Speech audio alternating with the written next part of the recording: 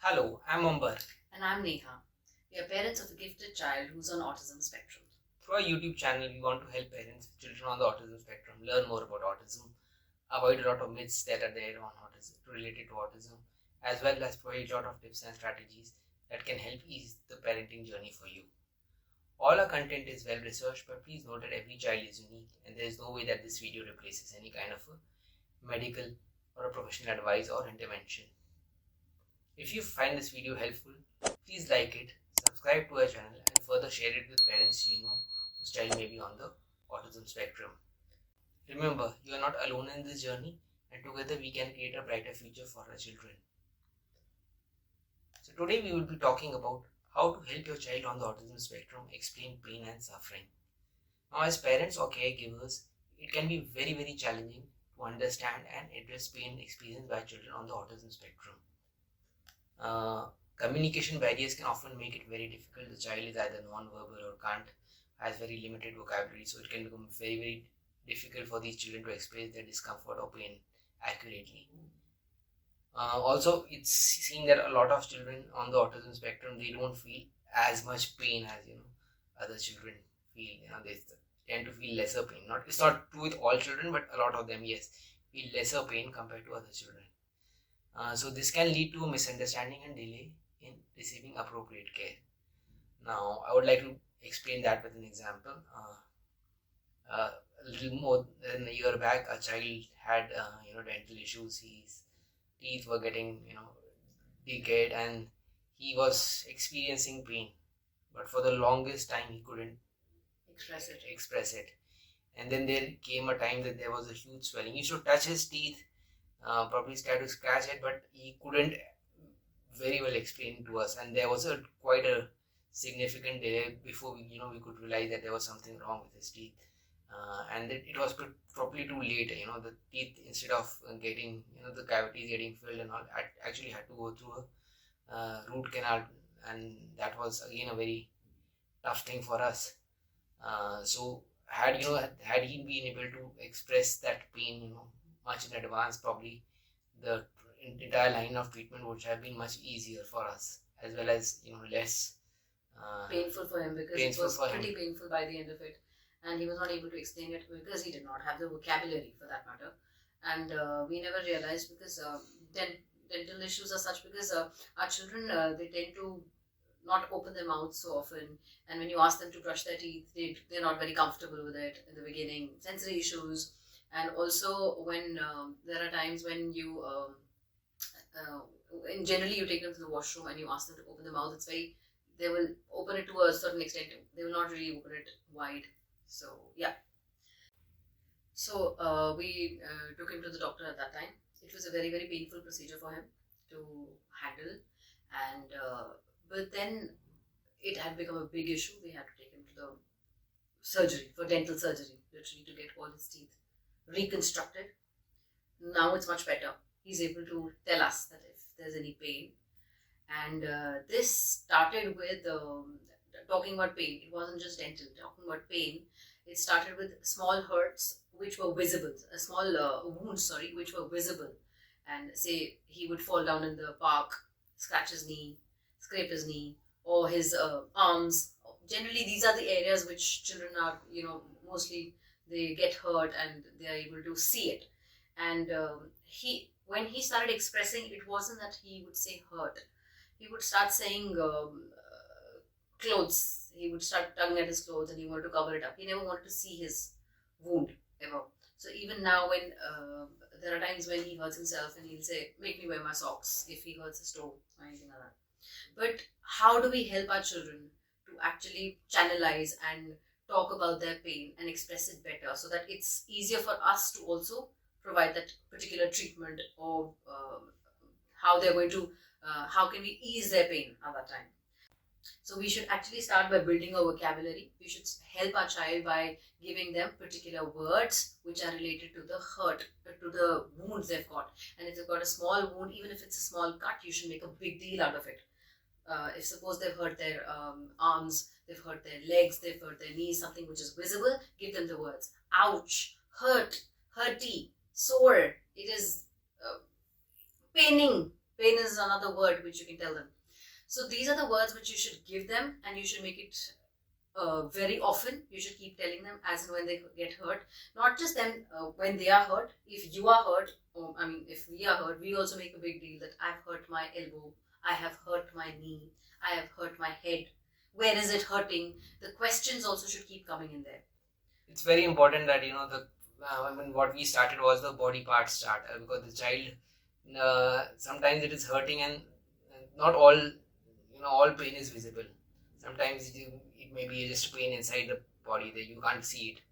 So it is important to start teaching them body parts. So we started by teaching them body parts. There was here a chart with body parts there, a little boy and a girl.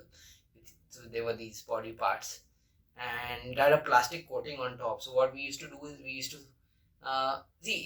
the child doesn't get hurt very often, right? So it's not something that you can very easily teach. It's not an everyday thing that happens to him so that you can teach it to a child. So whenever it happens, you have to teach. Otherwise, there are other ways also. Following when he got hurt, what we used to do is, on the body part, we used to take a little red sketch pen and make a small mark on the knee, and say that knee hurting, or on the arm, then arm hurt.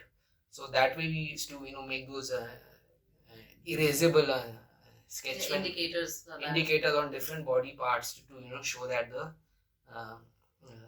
part where the child, or where the hurt was there, where the wound was there. You can also put a band-aid there if you want to sort of accentuate. In fact, see, what happens is, when the child gets hurt, he doesn't know what is the next course of action. For example, once I took my child for cycling, and I didn't realize, but probably he got hurt on his leg. There was probably some kind of a wire protruding out of somewhere from near the chain or something that hurt his leg, and I could see him rubbing his feet. He was not crying, he was not complaining, but he was rubbing his feet, and there was a little blood which was oozing out, which I didn't see immediately. But when I then saw it, he didn't want me to see it, and he wanted to hide it. In fact, he himself was trying to cover it with his clothes. So then I had to take him, get it washed, show him that a small band-aid was applied. Though it didn't require a band-aid, we did put him a band-aid to show that these are kind of steps that are followed. And then after a day or two, he wanted to remove the band-aid, but we tried to. We try, but he always manages, especially in the sleep. I think they're very conscious in their sleep also. But we did try band-aids, we've tried creams, any ointment which really helps. And we show him that it's healing. The next day it is lesser, it's healed, or it's getting healed. So he knows that this is something that would eventually go away. And it will help him to, it will not hurt him any longer. Okay, you can also use visual aids, social stories, or picture cards to illustrate different types of pain. Reinforce these words by associating them with personal experiences or situations that your child can relate to. Like we said, body parts, child, or anybody else in the family who's hurt themselves, or anybody in the park, for example. Little children, they keep falling, so you can say, oh, he's fallen, he must have hurt his head, if he's fallen on his head, next to his head, or anything like that. So talking about social stories are a great tool for teaching children on the autism spectrum about various concepts, including pain. Now, social stories, not everybody listens to them. Yes, we understand. But one of the main things is that there are a lot of children who really enjoy the stories. They understand certain words and they relate, start creating things around it. So create a personalized story, social story that explains what pain is in different forms and how to communicate it. Now, use simple language, visuals, and repetition to reinforce the message. For non-verbal kids, children who are not verbal, they can be shown stories through obviously visuals, and if they are not able to talk about pain in the words, you can always just hold up things and show it through expressions. Try doing that. Then role playing, that's another thing which is really fascinating and engaging for these children. So engage in role playing activities to participate, communicating pain. So pretend scenarios where your child can pretend to be in pain and encourage them to express their discomfort using words or gestures. So offer positive reinforcement and provide guidance as needed. Now this is most effective with our child because he likes playing now. The pretend play has come. So every time he hurts himself or anything like that, he will hold it and I will make a big deal out of it that, oh my god, you hurt yourself and what are we going to do? Okay, now we're going to put some medicine on it or we're going to put some cream, it'll become better. In fact, there are words like boo boo as well, which are used for hurt. And children understand that because I think it just naturally comes out to them, boo boo. So you can try these words. Now, every time our child, he hurts himself also, we try taking a picture. Not now. Earlier we would do that, take a picture and, show it to him later that this is what you did and this is how you got hurt. So it sort of makes him more aware about the situation around him and he tends to just calm down and takes things in strides. I think this is how we've been able to manage to get those certain words regarding pain. So he's able to tell us now that if her foot is hurting or he's hurt his arm, finger, anywhere. And recently he did hurt his finger, so he did tell me that hurty, and then he walked off. See, recently, I had a little accident and I hurt my hands and I hurt my feet. So then I started showing him that, okay, daddy has hurt his hands, daddy has hurt his knee. So that could, that also showed him. And then I used to touch it and say, see, hurty. So that he knows that, okay, there's hurt and, there's wound. But then I used to put medicine in front of him to show that, okay, it's getting better. And then every few days I show it to him until it became better.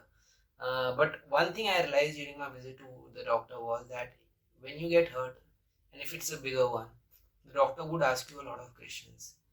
Touch wood, till now we haven't had any major injury to our child, but there may be situations in future when the child is older and when he might have to express his pain or hurt to somebody, to a doctor or some adult himself. So the idea should be eventually to, if he is a little verbal or if he is verbal, is to try to get him to the correct words. For example, as Neha told, earlier he used to use the word boo boo. Now boo boo is something that we as parents had understood that, okay, what does boo boo mean? But a doctor or another person he might in future approach for help might not understand these words. So eventually the idea is to start giving him the proper vocabulary. The earlier you start, the better it is. Eventually every child has different ways of expressing his hurt or wound, but eventually get him to the right vocabulary. So that is what I think it's important, and I hope you will find this video helpful. Thank you so much. Please do share your comments and do let us know if there's anything else we can include. Yeah, what are the ways that you have been using, they can be helpful for us as well. So thank you so much. Thank you.